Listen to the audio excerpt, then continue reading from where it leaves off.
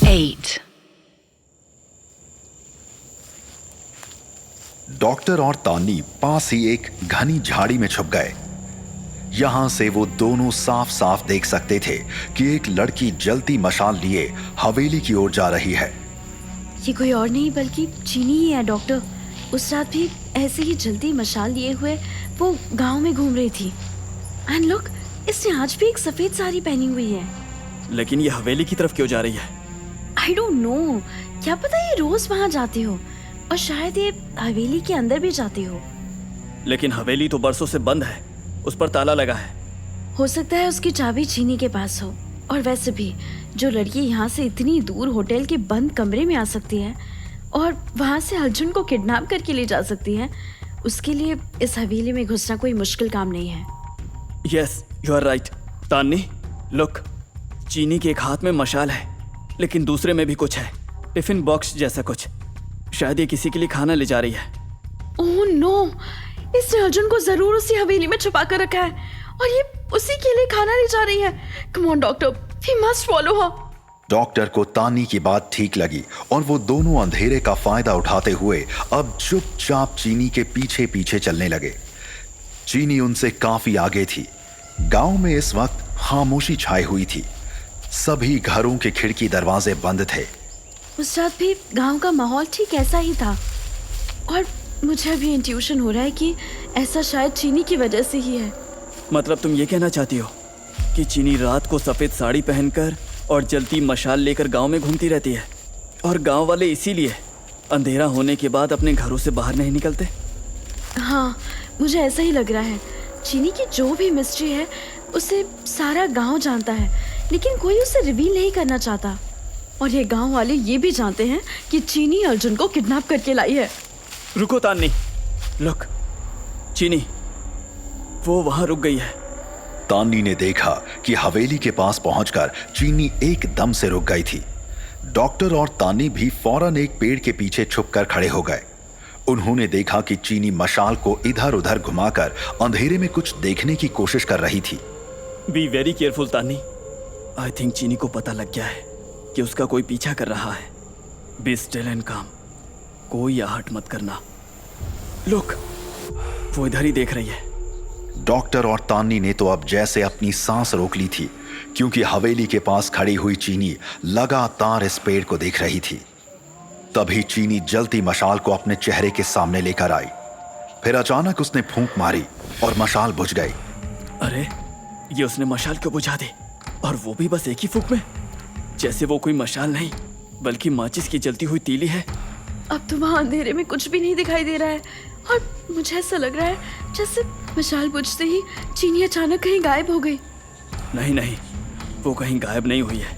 उसे शक हो गया है और वो यहाँ से भाग गई है या फिर यहीं कहीं छुपी हुई है। Then we must find her, वरना हम अर्जुन तक नहीं पहुँच सकेंगे। डॉक्टर और तान्नी अब अंधेरे में इधर उधर देखने लगे, मगर तभी वहां एक अजीब सी आवाज सुनाई दी। अर्जुन तक तू अब कभी पहुंच नहीं सकेगी तान्नी। इस आवाज को सुनकर डॉक्टर और तान्नी ने फौरन पीछे मुड़कर देखा और उनके सामने चीनी खड़ी हुई थी। चीनी का चेहरा उसके घने बालों में आधा छुप गया था, लेकिन उसकी आंखें इस अंधेरे में चमक रही थीं। चीनी लगातार तान्नी को घूर रही थी। यह देखकर डॉक्टर थोड़ा डर गया। डर तान्नी को भी लग रहा था, लेकिन उसे अब अपने से ज्यादा अर्जुन की चिंता थी। चीनी, अर्जुन कहाँ है? वो वहाँ है जहाँ उसे होना चाहिए। देखो चीनी, ये सब नाटक बंद करो। मैं तुमसे डरने वाली नहीं हूँ। मैं हर हाल में अर्जुन को यहाँ से लेकर जाऊंगी। तू उसे यहाँ से लेकर जाएगी? तू मेरे अर्जुन को मुझसे छीन कर ले जाएगी? अरे, तू जानती भी है कि मैं कौन हूँ? हाँ, मुझे इससे कोई फर्क नहीं पड़ता कि तुम कौन हो। मुझे पता है कि तुमने अर्जुन को हवेली में कैद करके रखा है, लेकिन मैं आज इस हवेली का ताला तोड़कर उसे वहां से ले जाऊंगी। तान्नी अब तेजी से हवेली की ओर जाने लगी, मगर तभी चीनी फुर्ती से आगे बढ़ी और उसने तान्नी को उसके बालों से पकड़कर अपनी ओर खींचा और फिर एक झटके से उसे दूर हवा में उछाल दिया।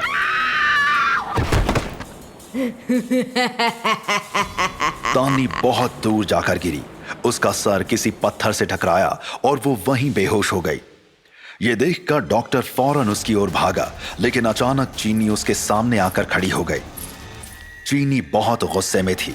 उसकी आंखें जैसे अंगारों की तरह जल रही थीं। ये देखकर डॉक्टर डर से पीछे हटने लगा, लेकिन चीनी ने उसकी गर्दन पकड़कर उसे ऊपर उठा लिया। डॉक्टर अब दर्द से छटपटाने लगा। तू उस लड़की की मदद कर रहा है ना, लेकिन तू कुछ नहीं कर पाएगा, क्योंकि अब तू मेरे हाथों से मरने वाला है। तभी गांव की ओर से एक तेज शोर सुनाई दिया और फिर बहुत से लोग इसी ओर आते हुए दिखाई दिए। उन सब के हाथों में जलती हुई मशालें थीं। ये देखकर चीनी ने डॉक्टर को दूर फेंक दिया और फौरन वहां से भाग गई।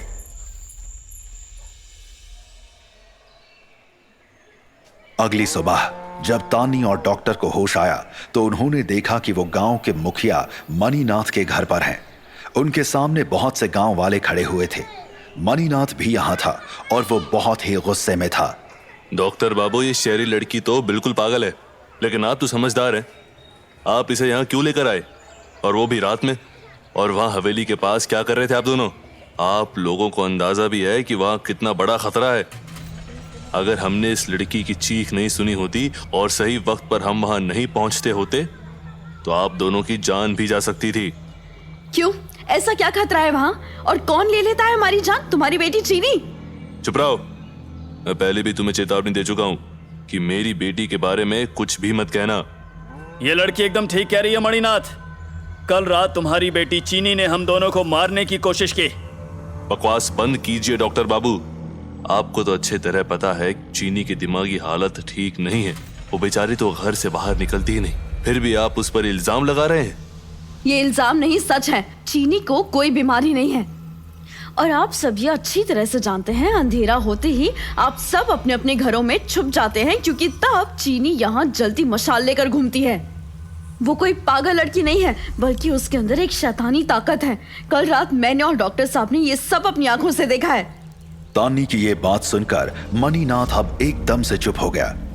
बाकी गांव वाले भी अब एक दूसरे को देखने लगे। वो सब थोड़े डरे हुए लग रहे थे।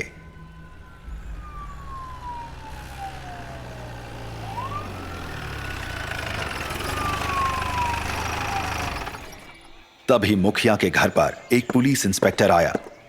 ये वही था जिसने कल रात तानी को अरेस्ट किया था। डॉक्टर और तानी ये देखकर चौंक उठे। हेलो डॉक्टर साहब, आप यहाँ कैसे? क्या उस लड़के अर्जुन को ढूंढने आए हैं? जी हाँ, लेकिन आप यहाँ क्या कर रहे हैं? मैं आपकी और तानी की हेल्प करने आया हूँ। वैसे भी अब अर्जुन को गायब हुए 24 घंटे हो चुके हैं, तो अब मैं इस केस का इन्वेस्टिगेशन कर सकता हूँ। डॉक्टर को अब समझ में आ गया था कि इंस्पेक्टर अब फिर से तानी को अरेस्ट करके ले जाएगा। तानी भी यही सोच रही थी, लेकिन इंस्पेक्टर का इरादा शायद कुछ और ही था, क्योंकि वो अब मणिनाथ से पूछताछ करने लगा था। तुम इस गांव के मुखिया हो ना? और चीनी तुम्हारी बेटी है ना? जी हाँ इंस्पेक्टर साहब। तो जरा चीनी को यहाँ बुलाइए। चीनी की तबीयत ठीक नहीं है, वो सो रही है। लेकिन बात क्या है साहब?